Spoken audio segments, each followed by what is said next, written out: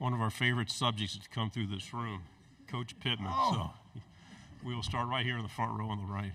Coach Pittman, Eric Bailey with the Tulsa World. I want to ask you about a Tulsa area guy, Luke Haas. I want to ask you about, I know the body of work's only 5 games, but how much has he really impacted the Arkansas program? And a secondary question, just the Northeast Oklahoma area, how fertile recruiting area can that be for the Arkansas program? Did you ask about Luke Haas? Yes. Okay. Yeah, wish he wouldn't have got hurt. He's doing great. Obviously, his brother's on the team as well. Great kids, great family. Big win for us, you know. Me being from Grove means something to me if we can get some Oklahoma kids. Certainly Oklahoma's doing a good job of recruiting Arkansas kids. So, that Tulsa area is so close to us, you know, it's close, hour and 45 minutes probably, that we'd love to get a few more guys out of there. Front row on the left. Hey, Coach.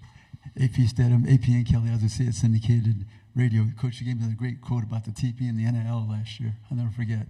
But I wanted to ask you about your close games last year. Are they correctable? And then what led you to, what drew you to the Boise State quarterback to have him come to Arkansas? Yeah, they're correctable. Got to do a little bit better job coaching. We've got to be a little more aggressive defensively in those times. We've got to be a little more aggressive offensively in those times. But yes, I mean, I think we went 9-4 and we won most of those games, and then this year 4-8, and you lose 5 of them. You know, it's close, and you're at Alabama, and you're at LSU, and you're losing by 3, and yes, it's correctable. Taylor Green, Bobby and I looked about 5 quarterbacks, and Bobby was the first offer of Taylor Green out of high school at Missouri State, and we knew he wanted, you know, there's a possibility he wanted to come back to Texas or come back home, and so sat down there and said, "That's the one I want. What you think, Bobby? That's the one I want." I said, "Okay, let's go get him. Whoever you decide, but we're on the same page here." And then Bobby went out and got him. And man, he's a leadingist, culture, hard-working. I mean, he's something special in that. And obviously, if you saw the spring game, he can throw, and we haven't seen how he can run yet, but he can. Front row on the right. Hey, Sam. Jenny Carlson with Beyond the Box Score in Oklahoma City. You've talked before about growing up a Sooner fan. I'm wondering if you can rewind a little bit on your memories of growing up watching the Sooners as a kid in Grove, and then just what it's like for you to have that history as a fan and now see them in the SEC. Just how that wraps in your brain. You know, I went to Oklahoma football camp too. They didn't know I was there, but I was. Red team, white team, aqua velvet team. That was me. We didn't even have a coach. I was coaching the team. I'm not bragging on myself, but we were Sooner fans, and I moved out to Grove my junior year in high school and went to the Arkansas camp. Same treatment, by the way, and but I fell in love with the Hogs. I did, and they were really good. You know, they just beaten Oklahoma in the Orange Bowl, and really good. And they recruited me a little. Oklahoma was 0, and they talked to me or whatever, and so I think that's why I liked them a little bit more. And then to see them, you know, when I was 35 years old, I was hired as offensive line coach at the University of Oklahoma, and it was one of the biggest thrills of my life. I'm the O-line coach at Oklahoma. You know, when there's thrills in your life is when there's thrills for your parents that something happened as well, correct? And that was one of those moments, you know, for my mom and dad as well as my brother and my 3 sisters. But have high respect for Oklahoma. We don't play them for 3 seasons. But OU's OU, and I have a lot of respect for that program. Left side, front row, and then pass it to your right. Okay, Dennis Dodd, CBS Sports. Sam, first of all, how's remodeling going in Hot Springs? And second of all, what does it say about your lack of ego that you would hire Bobby, now a beloved former Arkansas coach? I know you guys have a relationship, but yeah. I owe winning to the state of Arkansas more than what my feelings or how this will affect me. First of all, if you have an ego, all you do is think about yourself. If you don't, you think about others. I can't stand people that have high egos. But I thought Bobby would be the way that we could win games, and that was the number one decision. And it was for the kids and for the state of Arkansas. And so that part of it was easy. We got a new pool house, and I got some floors done, and it looks bad to the bone, baby. Second row on the aisle. Chris Hummer, 24/7 Sports. Just 2 years ago at this event, you're coming off a 9-4 season, and we're one of the most popular coaches in the country. Now, well, I'm popular now, it's just the wrong way. Well, I was going to say, fair or not. I'm hot. I was wondering, fair or not, like you are popping up on those lists. How do you think about the way I'm narrative? like start of the list. How do you think about the way narratives can shift in this sport in such a short amount of time? Yeah, isn't it crazy?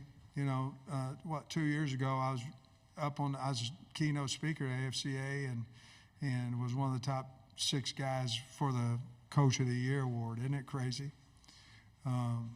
So I want to be that guy and not this one that was out there last year. I think we can be. Listen, what's fair is fair. I mean, if you're going to get patted on the back, you're going to get punched in the gut. And what's fair is fair. And to be honest with you, the only one that can really control the hot seat is me and what we do with our football team. And it's never been about me, so I'm really not concerned about it. I'm concerned about the state, the players, and our staff. And we got a good football team. Thanks for the question, though. On the in front row. Hey, Coach. Jacques Doucet, WAFB in Baton Rouge. You talked about the need to finish the close games. The LSU game has been a field goal game every year. 4 years, 3 points. Yeah, and the last 2 didn't go your way. So can you just talk about that series? And yeah, I think you go back and you look at it with your staff and you go, okay, at this point, well, I know we don't want to give up a big one. We're dying a slow death. Let's go. Let's go. Let's go. Let's attack. Let's do whatever that may be. Or, hey, look, man, let's play action on first down. Let's see if we can't get a chunk here instead of grinding it out. I have been probably the biggest negative about it is me because I'm wanting to score with no time left on the clock. You know what I mean? I'm wanting to take it down and do all this stuff. I think it's more important to get the lead than it is to, or tie the game than it is to how much time is left on the clock. So we've changed a little bit about that. LSU and us is a rivalry, so it's going to be, I think, probably more for us than it is for them. But it has been a 3-point game. Unfortunately, we've only won one of those 4 meetings since I've been the head coach. But we're looking forward to playing them. I believe it's a night game this year as well. But high respect for the program. But I believe it'll be another close game. We got to figure out how to win it. Left side, third row. Tyler Shaw with KBTX and College Station. Coach, another game that's been close in recent past has been A&M. Have you enjoyed that being that kind of neutral site game? No. Are you looking forward to moving it to the campuses? I don't want to play there. I don't. And A&M, obviously, let's say what it is. It is what it is, okay? So we've been playing down there, and how many have we won? How many have they won? What have we won? 2? And they've won. Out of the last 10, we've won 1, right? And So why would you want to keep going on a neutral site? Wouldn't you want them in, bring them home into our stadium, So, it's like when I was at Georgia, we were playing Georgia, Florida, and Jacksonville. Well, we were winning. Well, why would we want to go play in the swamp? So. I think this is the last year of it, correct? And A&M got a really good team. We've had some really good games down there. Unfortunately, with them too, we've won one, lost three. So we'll see what happens this year. On the aisle, on the right. Coach Pittman, Corey LeBounty, WNSP 105.5 in Mobile, Alabama. Entering your 5th season, you've had some ups and downs, but as far as consistency is concerned, what do you feel you and your staff have to do to maintain that consistency in order for us media members to get more clips of "I like a cold beer" afterwards? Man, I'm trying to get my mind off that cold beer,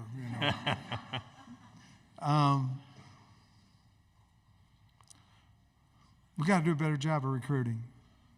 And with that comes a whole lot of NIL, comes a whole lot of collective. There's a lot of conversation there. We got to do a better job of handling the offensive line. And that's my baby, and I've let it down. We have everything there is for us to have success. And so I like this team. I think we're going to have a lot of old cold beer talks. But we've got to do a better job of recruiting. I do think we coach well. I think we communicate with our kids well. But we've got to do a better job of that, and then I've got to make better decisions on some of this 4th and 1 and things of that nature. I think that'll help us if I do. Left side, back row. Dan Peck, ESPN 106.7 in Auburn. Coach, 2 years ago, you win at Jordan-Hare Stadium. That's Brian Harson's last game as Auburn head coach. A year later, Auburn goes up to Fayetteville, returns the favor with a big win there. You go to Auburn, first conference game this year. Right. How important is that one? How pivotal is that to set the tone for the season? I think it's going to be big. I think every game, you know how that is. I think every game's big. Going to Auburn, especially, we didn't play well. They played extremely well. We laid an egg. We got a butt kick after we went to Florida, and won. But they were much better. They had a good team that day. It was a phenomenal team. So I think there's a lot of importance to everybody to open that SEC opener up with a win, and certainly that's going to be a big game. And it's hard to play in Jordan-Hare. I mean, it's hard to play up there.